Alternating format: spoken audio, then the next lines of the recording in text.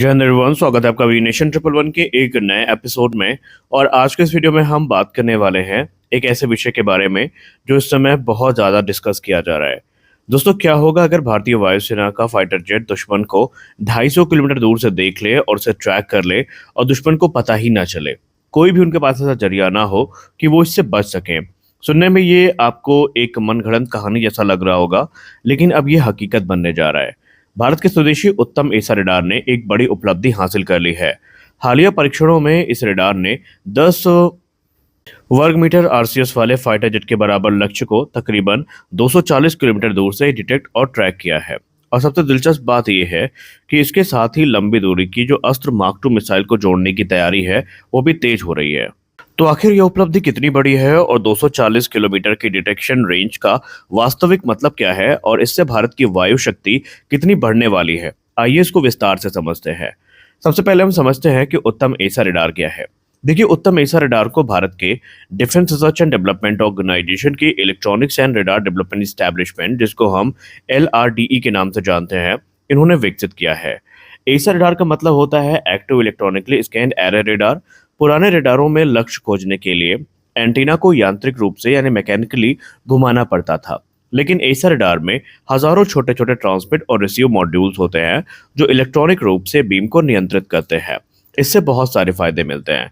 Scanning तेज होती है, अधिक दूरी पर लक्ष्य की पहचान हो पाती है, एक साथ कई लक्ष्यों को ट्रैक किया जा सकता है, जैमिंग के खिलाफ इनका प्रदर्शन काफी बेहतर होता है और अधिक विश्वसनीयता हमें देखने को मिलती है। और यही कारण है कि आज दुनिया के लगभग सभी आधुनिक विमानों में एसा रडार का उपयोग किया जा रहा है।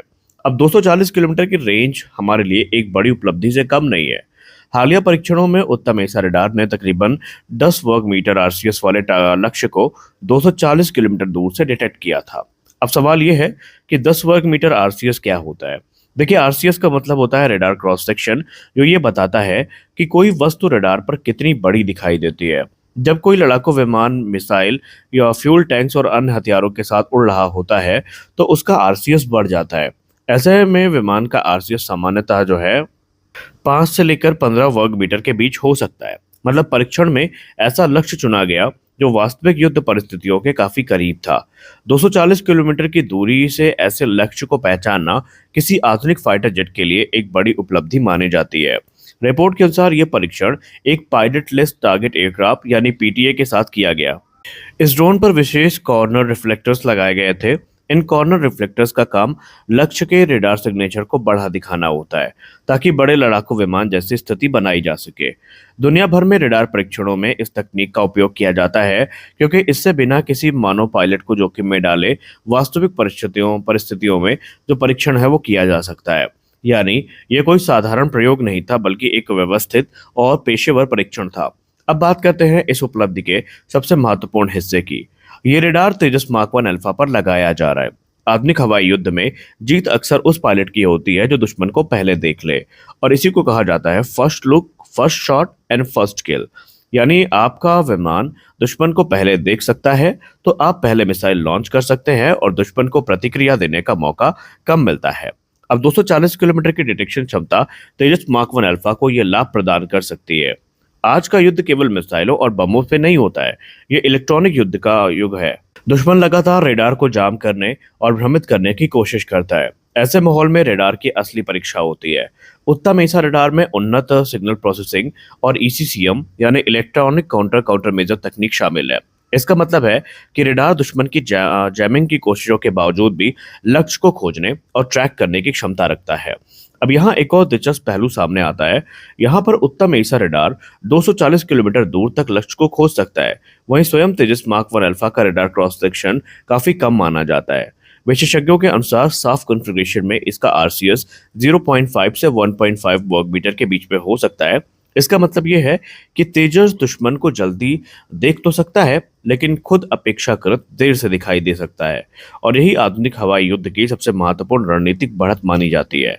रडार की पूरी ताकत तभी सामने आती है जब उसके पास उसी स्तर की मिसाइल भी हो, और यहीं पर आती है भारत की अगली पीढ़ी की अस्त्र mark 2 beyond visual range missile. Reports के मुताबिक अस्त्र मार्क 2 की मारक क्षमता 160 से 200 किलोमीटर या उससे अधिक हो सकती है।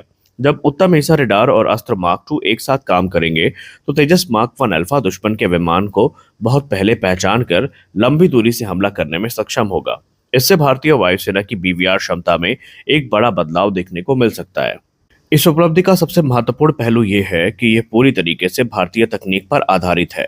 कई वर्षों तक भारत को महत्वपूर्ण रडार और सेंसर तकनीक के लिए विदेशी कंपनियों पर निर्भर रहना पड़ता था, लेकिन अब स्वदेशी एसा रडार, स्वदेशी एयर टू एयर मिसाइल और स्वदेशी लड़ाकू विमान तीनों का संयोजन भारत को रक्षा क्षेत्र में नई ऊंचाइयों पर ले जा सकता है। विशेषज्ञ मानते हैं कि उत्तम एसा रडार का विकास अभी समाप्त नहीं हुआ है। भविष्य में इसमें गैलियम नाइट्राइड आधारित टेक्नोलॉजी देखने को मिल सकती है, अधिक शक्तिशाली ट्रांसमिट रिसीव मॉड्यूल्स देखने को मिल सकते हैं, लंबी डिटेक्शन रेंज देखने को मिल सकती है, बेहतर मल्टी टारगेट ट्रैकिंग कैपेबिलिटी देखने को मिल सकती है और भी दूसरे जो अपग्रेड्स हैं वो शामिल किए जा सकते हैं। ये तकनीक आगे चलकर तेजस मार्क टू और भारत के 5वीं पीढ़ी के लड़ाकू विमान एडवांस फ्रीडम कॉम्बैट एयरक्राफ्ट कार्यक्रम में भी एक महत्वपूर्ण भूमिका निभा सकती है। तो कुल मिलाकर हम ये कह सकते हैं कि उत्तम एसा रडार का 240 किलोमीटर का डिटेक्शन प्रदर्शन केवल एक तकनीकी उपलब्धि नहीं है, ये संकेत है कि भारत अब आधुनिक एयर कॉम्बैट टेक्नोलॉजी में तेजी से आगे बढ़ रहा है। और जब तेजस मार्क वन अल्फा, उत्तम एसा रडार और अस्त्र मार्क टू मिसाइल पूरी तरीके से एकीकृत हो जाएंगे, तब भारतीय वायुसेना को एक ऐसा स्वदेशी प्लेटफॉर्म मिलेगा जो क्षेत्रीय स्तर पर किसी आधुनिक लड़ाकू विमान को कड़ी चुनौती देने की क्षमता रखेगा। अब आप में से कुछ लोगों का प्रश्न ये होगा कि हमने इतनी लंबी चौड़ी बात कर ली, लेकिन मार्क वन अल्फा की डिलीवरी का करंट स्टेटस क्या है और जून का महीना चल रहा है, अभी क्या रिपोर्ट है। देखिए, मार्क वन अल्फा को लेकर पहले भी हम लोगों ने डिस्कस किया है कि काफी हद तक मुद्दा जनरल इलेक्ट्रिक F404 इंजन और कुछ सर्टिफिकेशंस पे टिका हुआ है। कुछ अंतिम प्रमाणन प्रक्रियाओं के कारण डिलीवरी की जो टाइमलाइन है वो खिसक रही है। वर्तमान स्थिति की बात करें तो जून 2026 तक HAL के पास 5 एयरक्राफ्ट ऐसे हैं जो किसी भी समय डिलीवर किए जा सकते हैं, लेकिन यहाँ पर जो अंतिम हामी है वो इंडियन एयरफोर्स की होगी। इसके अलावा 9 से अधिक विमान बन चुके हैं और अगर हम स्ट्रक्चर्स की बात करते हैं तो पूरी की पूरी एक स्क्वाड्रन लगभग स्ट्रक्चर के तौर पर तैयार हो चुकी है। अब इंडियन एयरफोर्स कुछ महत्वपूर्ण परीक्षण जैसे कि radar electronic warfare system integration, operational clearance के पूरे होने के बाद ही अंतिम स्वीकृति देने की बात कर रही है। हालांकि उन्होंने कुछ छूट देने की बातें करी हैं। अब यही महीने में एक जो सेकेंड वीक है उसमें एक मीटिंग शेड्यूल की जानी है और ये इंडियन एयरफोर्स और HAL के बीच में काफ़ी महत्वपूर्ण होगी और यही मीटिंग तय करेगी कि एक्चुअल डिलीवरी कब देखने को मिल सकती है। अगर हम अनुमानों की बात करें, रिपोर्ट्स की बात करें, तो कुछ रिपोर्ट्स जुलाई 2026 तक का लक्ष्य बता रही हैं, कुछ रिपोर्ट्स में अगस्त और सितंबर की बातें करी गई हैं, लेकिन जो सबसे पुख्ता रिपोर्ट सामने आई है उसमें अगस्त और सितंबर 2026 डिलीवरी के लिए सबसे उपयुक्त टाइमलाइन के तौर पर सामने आया है।